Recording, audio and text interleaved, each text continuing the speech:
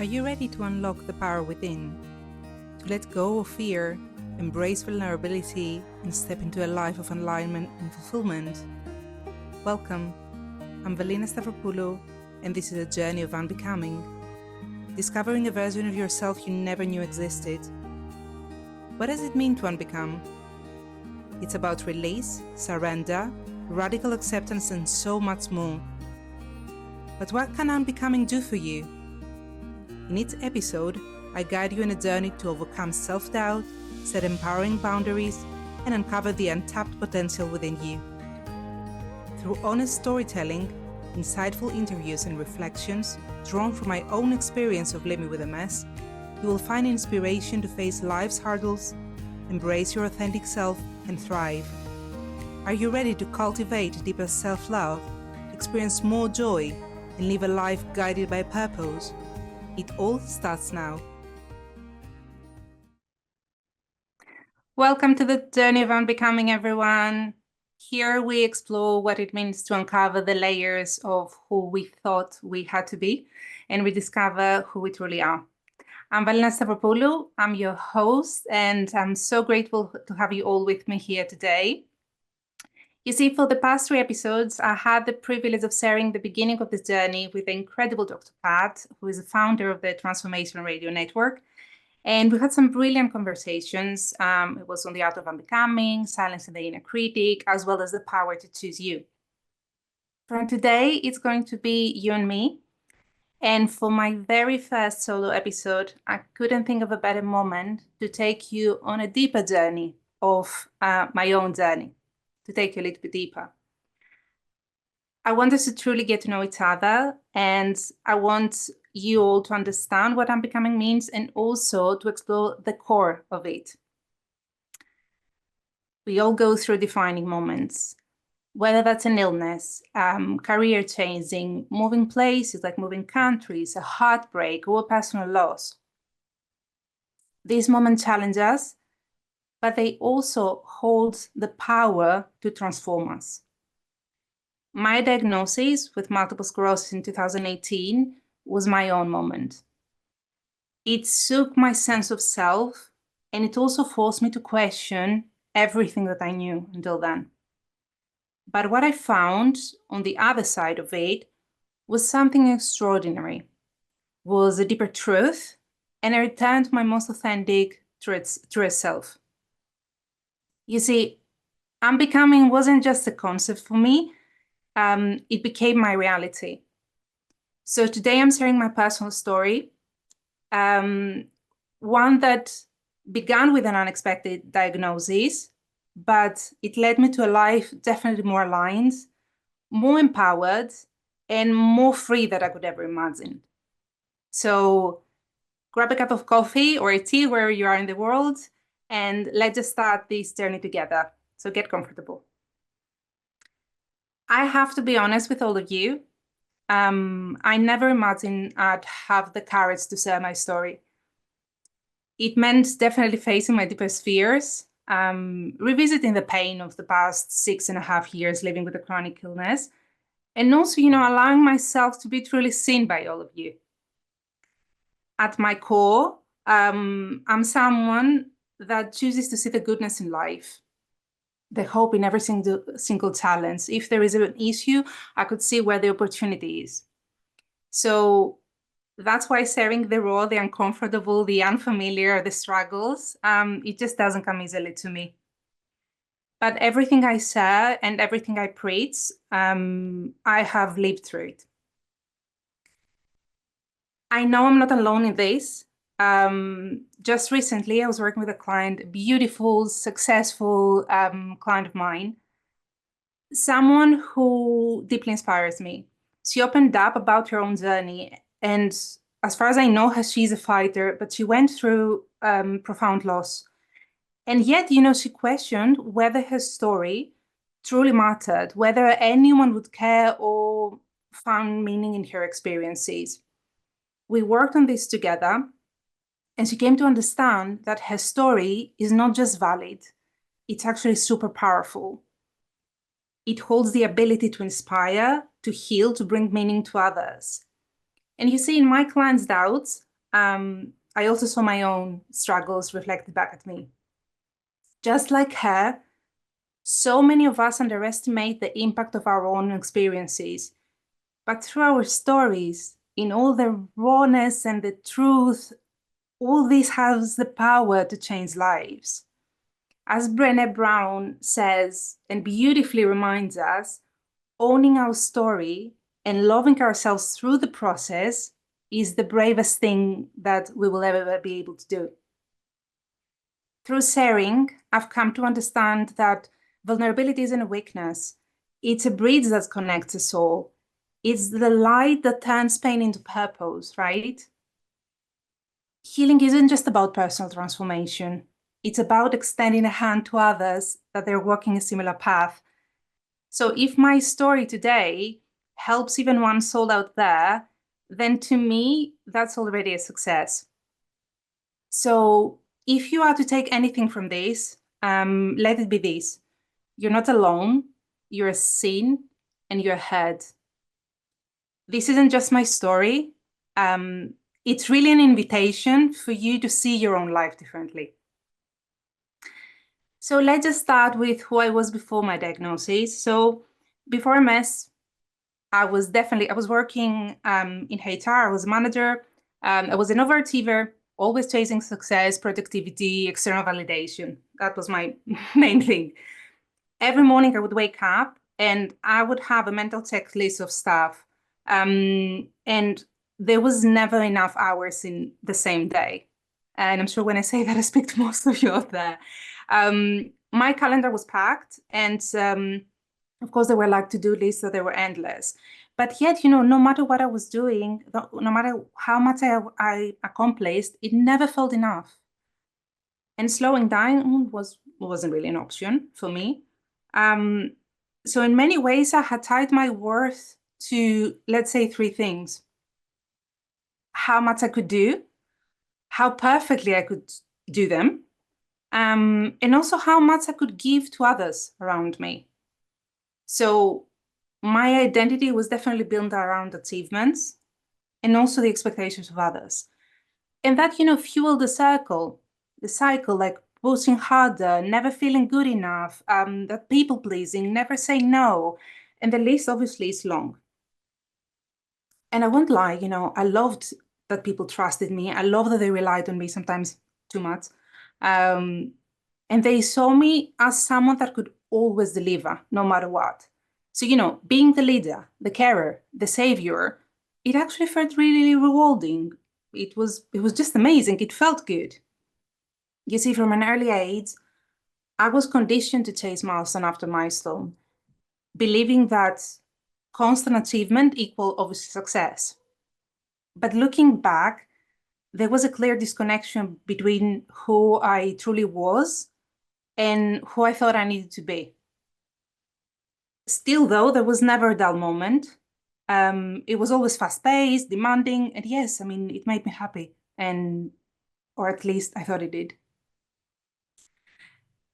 And the moment that changed everything came, so you see, MS entered my life like an uninvited guest, and it did turn everything upside down.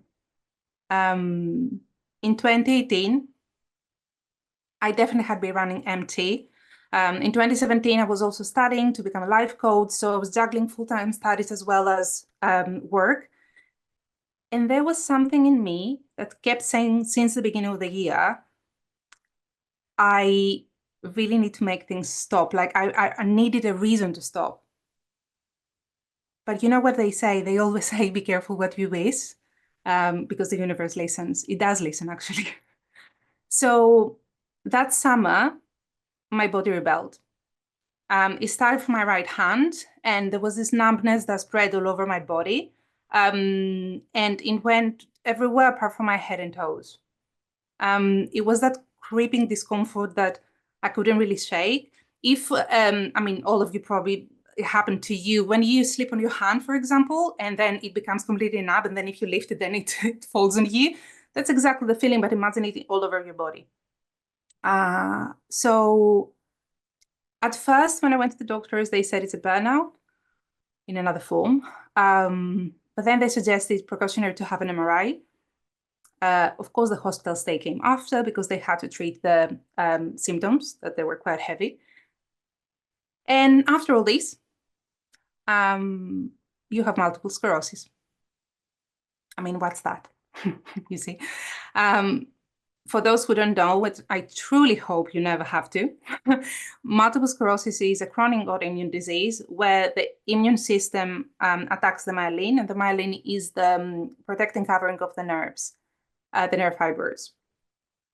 This disrupts the communication between the brain and the body, and it causing symptoms, a list of symptoms. They could be fatigue, muscle weakness, numbness.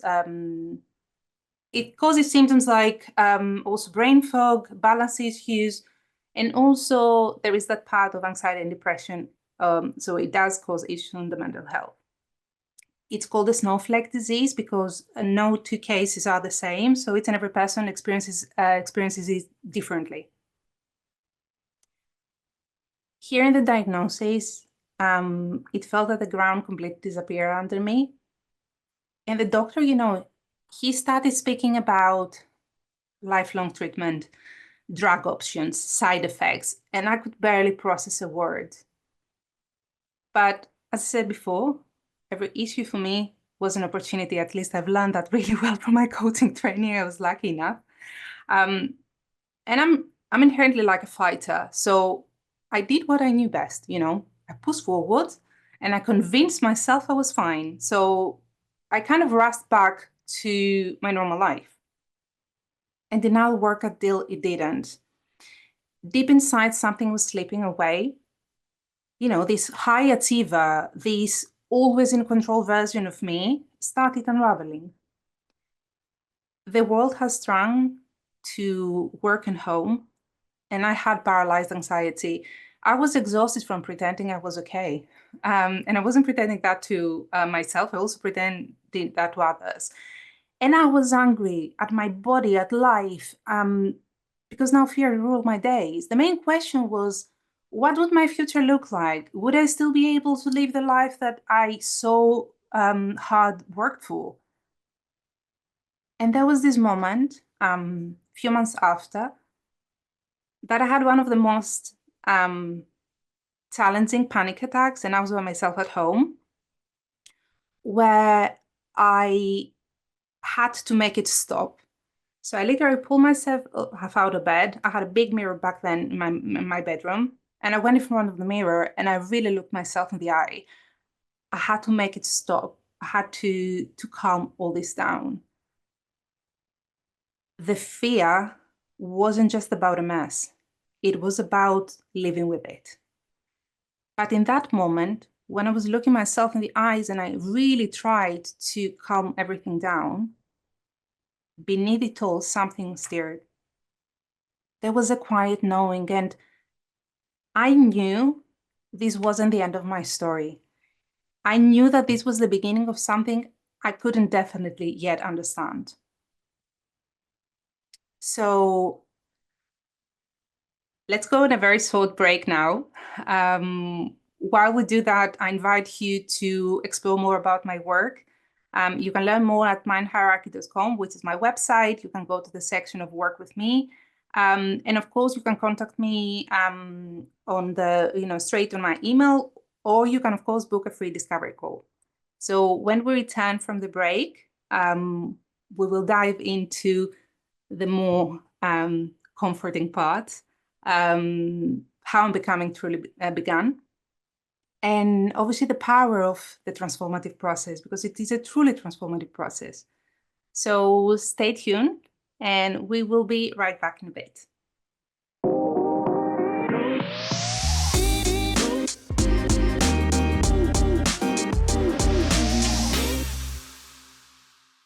And we're back to the journey of Unbecoming with me, Valina, your host. So let's take a moment to settle in. We have some truly beautiful things to explore. Before the break, we touched on that quiet knowing, that feeling in me that something deeper was unfolding. Even when I couldn't quite see it, obviously, back then. So let's step into the beginning of Unbecoming and how this journey started, the incredible power of the process that obviously follows.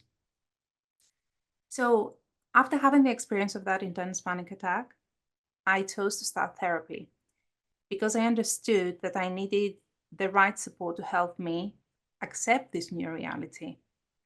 And I haven't stopped since then, not just because of my profession, but because I find it essential, an anchor in my journey of healing and growth. And I owe so much to my phenomenal therapist, whose guidance and support has been life-changing. Therapy had created a place for me to grieve, to connect the dots, to breathe really, and to believe again that life was possible, that my dreams weren't gone, weren't lost. Even on the hardest moment, there was this hope somewhere, because there is no worse feeling than feel that there is to feel that there is no hope. So you see, I'm not gonna sweeten the pill. The years that followed they were filled with uncertainty. I had no choice, but I had to learn to live with it. I had to navigate and complete new reality. First and foremost, I had to listen to my body. And in a way, I've never actually had to do it before. I had to learn to slow down. And it may sound very simple, but slowing down is difficult, for someone who was always out, always doing. And also, letting go. When you go through quite traumatic days here and there with lots of things, the ups and downs, the hiccups, you need to learn to surrender. You need to learn to let go, and you need to, in a way, forget what happened, because that's the only way actually to move forward. So surrendering to something greater than obviously my need to control the days, to control the outcome, to control anything really. And in that surrender, I found clarity. You see, in that breaking down, a shift began, one that I never saw coming. And I started to wake up in a version of myself that I truly never knew that existed. And I began questioning the identity I had built. Did it truly serve me? Or had I been living someone else's definition of success and happiness? MS didn't change just my body, it actually changed my mind. It cracked me open. It shattered the illusion of who I thought I had to be, the overachiever, the perfectionist, the woman who tied her worth to how much she could accomplish. But in all those broken pieces, I found something that I had never experienced in a way before, that part. It was a freedom, it was a sense of freedom, but different than before. Freedom from the need to prove myself, freedom from the pressure to keep up, and freedom to finally ask, who am I beneath it all? That question became my guiding light and leading me to a path of very deep, self-exploration, healing, but ultimately my work as a transformational coach and hypnotherapist today. You see, Unbecoming is not about becoming someone new. It's about peeling back the layers, the conditioning, the expectations, the limiting beliefs. It's about learning to trust yourself, to rebuild from within, and not chasing the external success, but really aligning yourself with what feeds your soul. Redefine your values. You see, stripped away of my identity, I had no choice but to redefine my worth. Not but what I could achieve, but with who I was at my core. And in that space, I discovered what truly matters. Today, I work with women who, like me, have spent years striving, only to realize that something is missing. They feel the weight of expectations, the exhaustion of constantly doing things, the quiet longing for something more. And in my message to them, actually to you today, is this. You don't have to wait for life to force you into transformation. You don't have to wait for an illness, a burnout, or for you to hit rock bottom to finally listen to that quiet voice in you that says something. No one will ever understand what you're going through, so you have only one choice: to choose yourself, to trust the process, to change, to take small steps each day, to believe in your own healing. Because the journey of unbecoming isn't about adding more to your life, it's about releasing what no longer works for you. And it's about this rediscovering of the essence of who you truly are. Healing isn't just possible, it's our birthright. And it is a vital part of that healing, is releasing the emotions, the beliefs, the identity we have for so long. For me, therapy, coaching, and hypnotherapy played a pivotal role in transformation. I've walked this path and I continue to walk it today because healing isn't a destination, it is an ongoing process. So I want to share with you today 6 big lessons that I've learned throughout this experience, this process, this journey. First and foremost, true power lies in vulnerability. It's where real courage begins. True strengths come from embracing our struggles, not hiding them. When we allow ourselves to be seen, we create deeper connections, and this is where the real healing begins. Second, rest isn't earned, it's essential. Posting through exhaustion is not a badge of honor. Slowing down isn't a failure. Our worth is not measured by how much we produce, and we do. 3, letting go is just as important as holding on to something. We cling into identities, beliefs, expectations that they no longer work for us. But real freedom comes from when we release what we thought we needed to be and we embrace who we truly are. Boundaries aren't selfish, they're self-respect. Saying no doesn't make it difficult.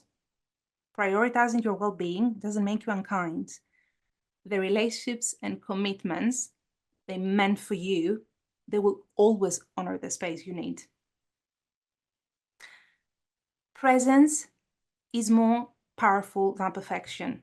So life isn't about overplanning, overthinking, overachieving. It's about the moments, the simple moments, the every single little moments. And last but not least, we are not what happened to us. We are who we choose to become. That's from Carl Jung. That's something that really accompanies me in my life. So I want to give you a little example before we wrap up our episode today.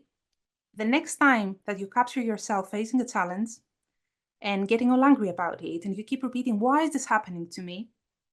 I want you to stop and breathe. And I want you to ask yourself, what is this life moment trying to teach me? What is ready to be released? What part of you is waiting to be seen, heard, and embraced? This is where your transformation begins. You don't need a crisis to go through this process. Life itself is an opportunity to unbecome, to let go of what weighs you down and step into a life of deeper alignment and fulfillment. So as you sit with those reflections, I want to invite you to take a small step today. Maybe it's journaling, maybe it's speaking your truth, maybe it's simply noticing an old pattern that you'd like to change. Whatever it is, let this be the beginning of something new. So wrapping up this episode today, I want to very quickly quote, I want to leave you with something that brought me comfort to my early days of diagnosis. It's from a book of Rebecca Campbell's, The Light's New Black. And there is this beautiful phrase that says, as hard as it is, the things that almost break us apart are also the things that came to make us whole. Hold this with you.